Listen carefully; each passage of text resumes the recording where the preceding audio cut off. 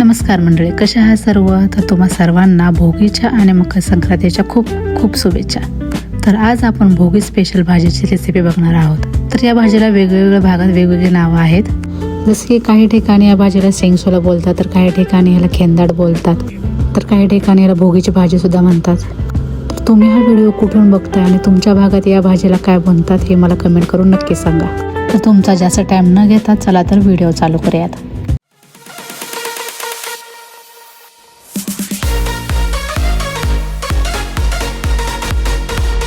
तर सर्वात प्रथम भोगीच्या भाजीसाठी काय काय पालेभाज्या लागतात ते पाहूयात. घेवडा, पावटा, बटाटा, वांग, देन वटाणे आणि लसण आणि गाजर.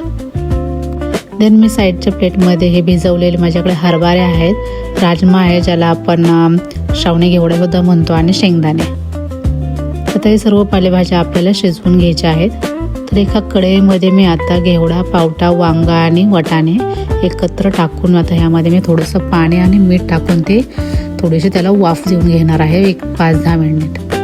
त्याच्यानंतर ज्या उरलेल्या पालेभाज्या आहेत जसं की शेंगदाणे आहेत, हरभरे आहेत, गाजर आणि राजमा, मी हे कुकरमध्ये त्याला 1-2-3 शिट्ट्या काढून घेत आहे. त्यामध्ये पाणी आणि मीठसुद्धा ॲड केलं आहे. मिठाने त्याला चांगली चव येणार आहे ते शिजताना, म्हणून मी दोन्ही पालेभाज्यांमध्ये मीठ टाकून घेतलं आहे. तर साईडला मी दुसरीकडे एक पॅन ठेवला आहे, त्यामध्ये आता मी वाटण तयार करत आहे.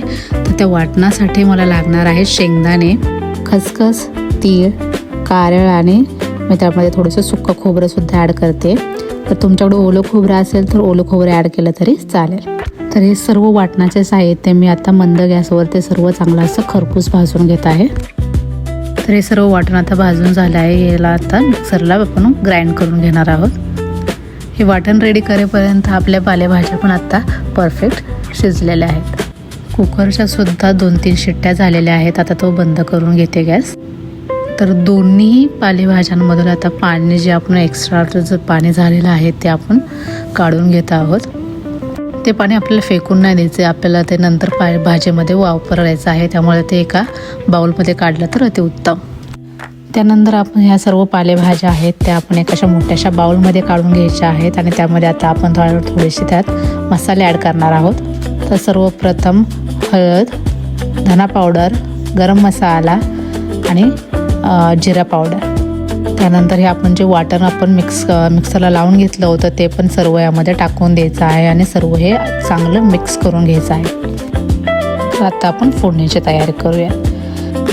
तर सर्वात आधी पॅन गरम करून त्यामध्ये ऑइल टाका आणि थोडासा कढीपत्ता, जिरे मोहरी, थोडासा हिंग आणि लसणाची पेस्ट हे सर्व आता मिक्स करून घ्यायचं आहे. लसण लाल होईपर्यंत आपल्याला चांगला भाजून घ्यायचा आहे. त्यानंतर यामध्ये आपण रेड चिली ॲड करत आहोत.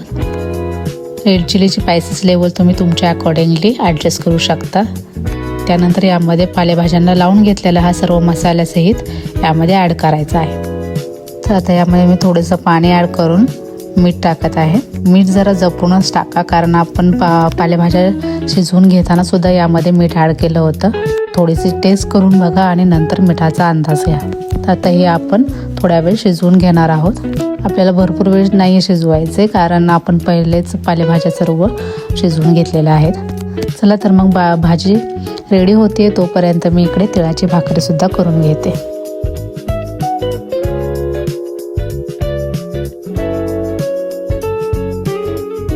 तर गरमागरम तिळाची बाजरीची भाकरी आणि हा शेंगसोला खूप अप्रतिम लागतो. प्लीज ही रेसिपी नक्की ट्राय करा. व्हिडिओ आवडल्यास चॅनलला सबस्क्राईब करा, व्हिडिओजला लाईक करा, शेअर करा.